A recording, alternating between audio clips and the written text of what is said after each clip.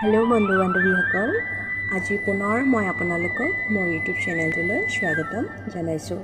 আপোনালোক নিশ্চয় ভালে আছে। বৰ্তমান মোৰো ভাল আৰু আশা কৰোঁ সকলো ভালে থাকক। ভগৱান শ্ৰীকৃষ্ণই সকলোকে ভালে ৰাখক। বন্ধু বান্ধৱীসকল, আমি জানো আমাৰ ভগৱান শ্ৰীকৃষ্ণৰ ভিন্ন ভিন্ন কামনাৰে ভিন্ন ভিন্ন নাম আছে। আমি জানো আহকচোন, তেওঁৰ মধুসূদন বুলি কিয় কোৱা হয়, তেওঁক যশোদানন্দন বুলি কিয় কোৱা হয়, আৰু তেওঁক গোবিন্দ বুলি কিয় কোৱা হয়, পাৰ্থসাৰথী বুলি কিয় কোৱা হয়। আমি জানো আমাৰ ভগৱান শ্ৰীকৃষ্ণক মধুসূদন বুলি কোৱা হয়। মধুসূদন বুলিনো কিয় কোৱা হয়? ভগৱানৰ ভিন্ন ভিন্ন কামনাৰে ভিন্ন ভিন্ন নাম আছে। উদাহৰণস্বৰূপে তেওঁৰ নাম মধুসূদন, কাৰণ আপোনালোকে জানেনে মধুসূদন কিয় হৈছে? তেওঁ মধু নামৰ দৈত্যটোক সংহাৰ কৰিছিল, গতিকে তেওঁৰ নাম হৈছে মধুসূদন। তাৰ পাছত গোবিন্দ। গোবিন্দ হোৱাৰ কাৰণ কি? আমাৰ প্ৰভু কৃষ্ণৰ আন এটা নাম গোবিন্দ, কাৰণ তেওঁ বজ্ৰভূমি গৰুবিলাকক ইন্দ্ৰিয়বিলাকক আনন্দ দিয়ে, গতিকে তেওঁৰ নাম হৈছে গোবিন্দ। তাৰ পাছত বাসুদেৱ। বাসুদেৱ বুলিনো আমাৰ শ্ৰীকৃষ্ণ ভগৱানক কিয় কোৱা হয়?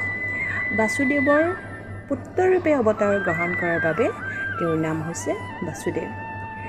আৰু তেওঁক দৈৱকী নন্দন বুলি কোৱা হয়। দৈৱকী নন্দন বুলি কিয় কোৱা হয়? তেওঁ দৈৱকীক মাতৃৰূপে স্বীকাৰ কৰাৰ বাবে তেওঁৰ নাম হৈছে দৈৱকী নন্দন। তাৰ পাছত যশোদানন্দন। যশোদানন্দন বুলি কিয় কোৱা হয়? তেওঁৰ নাম যশোদানন্দন কাৰণ তেওঁ ল'ৰালি কালতো বৃন্দাবনত যশোদাৰ সন্তানৰূপে থাকি যশোদাৰ আনন্দৰ কাৰণ হৈছিল। তাৰ পাছত পাৰ্থসাৰথী। পাৰ্থসাৰথী বুলি আমাৰ ভগৱান শ্ৰীকৃষ্ণক কিয় কোৱা হয়? সখা অৰ্জুনৰ সাৰথীৰূপে কাম কৰাৰ বাবে তেওঁৰ নাম হৈছে পাৰ্থসাৰথী। গতিকে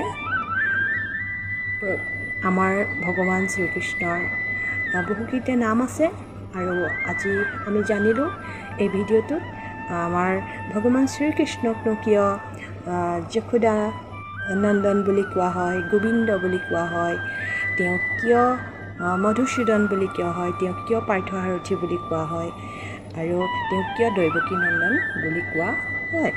গতিকে আজি বন্ধু বান্ধৱীসকল, মই আপোনালোকক এই ভিডিঅ'টোত এইখিনি শ্বেয়াৰ কৰিলোঁ। যিসকলে জানে তেওঁলোকক বহুত বহুত ধন্যবাদ, আৰু আজি ভিডিঅ'টো ইয়াতে